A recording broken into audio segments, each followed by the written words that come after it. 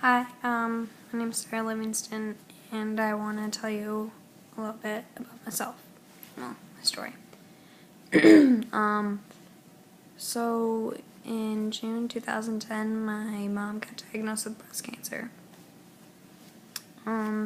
She was told that she was going to have 6 rounds of chemotherapy, and then a mastectomy. She went through a lumpectomy. She did all this stuff. She was supposed to have all this stuff. She was going to, after her mastectomy, she was going to have radiation. So she did her 6th round of chemotherapy, and she was told that she was going to be fine. That the cancer was almost gone, that she was going to go in for a mastectomy and then do radiation, and, she was good. And the treatment was working. And then she got a headache. Then when that headache happened, we took her to the hospital, and no one could figure out what was wrong. None of our doctors, they'd run tests after test, and then we found out that the cancer had spread to her membrane, which is just the fluid around her brain. And made her eyes all funny. She couldn't talk normal. She just wasn't herself. She was in the hospital for like 3 weeks, and then she got moved to a rehab center. But when she was in the hospital, me and my brothers were in there with my mom's parents, and the doctor came in. He asked us if we knew what a DNR was, and a DNR is a do not resuscitate, which means that you do not want to be put on life support. He said that he recommended it because my mom was going to die. Well, I watch a lot of doctor shows. I know a lot of stuff about medicine and stuff, and before he even said that she was gonna die, I basically knew. As soon as he said DNR, that this wasn't good. So everybody kind of freaked out. They were more angry that he told us like that. He didn't tell us in the most sensitive way. I cried that entire night because my mom was gonna die. So she got moved to a rehab center. She was there for a couple of weeks. And then she got to come home right before Christmas. And she made it through Christmas. She made it through New Year's. But on January 7th, 2011, my mom passed away from breast cancer. It's just unbelievable. I miss her, and she was awesome. Can't believe that this happened. Well, about a month after my mom passed away, we put my dad into rehab. He was an alcoholic. He had been drinking since I can remember. I just remember him coming home from work, getting a beer, falling asleep in his chair. But when I was younger, I just thought that he was falling asleep because he was tired. Had a long day at work. But as I got older, I realized that he was falling asleep in his chair because he was drinking too much. And then as I got older, I also noticed him going outside in the garage, going outside in his car, taking a drink of something, going downstairs in the basement, taking a drink of something. And that something was hard alcohol.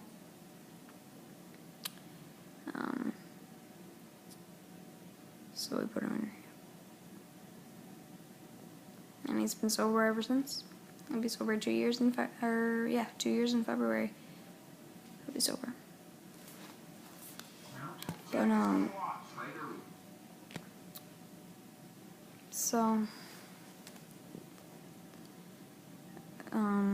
and almost a year after my mom passed away, it was October, so it was about 8 months. My dad told us that he was in a relationship with a woman. That bothered us because he hadn't really been around. My older sister had been taking care of us. Me and my brother Jacob. He's 17. At the time, he was 16. was never around. He was always working. He was always disappearing places. He had a girlfriend. Mom hadn't even been 10 a year. He hasn't had his life taken care of. He's starting a new job. But later we found out that he had been in a relationship with this woman since 3 months after my mom died. So that's since March. It just really hurt because I felt like he had disrespected my mom.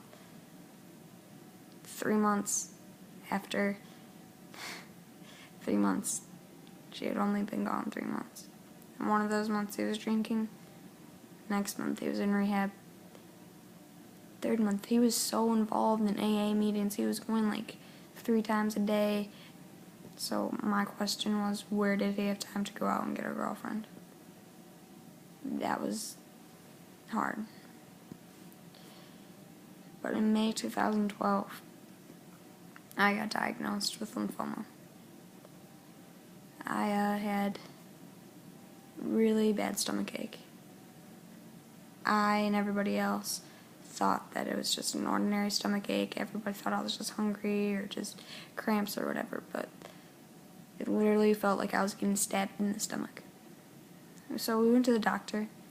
The doctor basically just pressed on my stomach and said I had something called dyspepsia, which is basically acid reflux. So he gave me some Prozac, which is basically for acid reflux. Told me I'd be fine. Well, the next day I could barely even walk. So we went into the emergency room. The emergency room did an ultrasound. They said I had gastritis, which is acid reflux, but also a sign of early irritable bowel syndrome. That actually sounded like something, so they gave me a prescription, told me to stay on a bland diet. So I did. So I went home. But then I started puking. Every time I tried to eat something, I puked it up. I still got those stomach pains. It was just bad. So he took me into the emergency room again. Well, no, that's not true. We went back to the doctor. He said, I can't stop puking. Something's not okay. The emergency room didn't do anything. The other doctor didn't do anything. Please help. This guy sounded like he was just going to put me on some fluids for the nausea and stuff, but they couldn't get an IV started. So they sent me back to the hospital. So the hospital, the CT, it was pretty late. So the CT, this guy was like, all right, you need a CT. So this guy gave me a CT, and they said I had something called intussusception. So the intussusception is when the large intestine swallows the small intestine whole. So they said you need surgery. So they transported me to Central DuPage Hospital. And they did the surgery the next morning. And when they were in surgery, fixing my intussusception, they found a mass.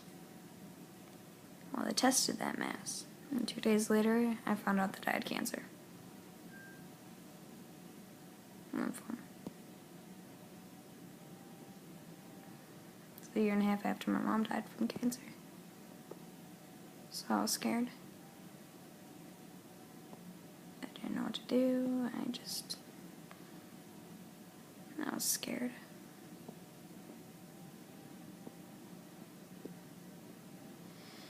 I'm in remission now. 4 rounds of chemotherapy, a spinal tap every week. I'm in remission. Thankful to be here.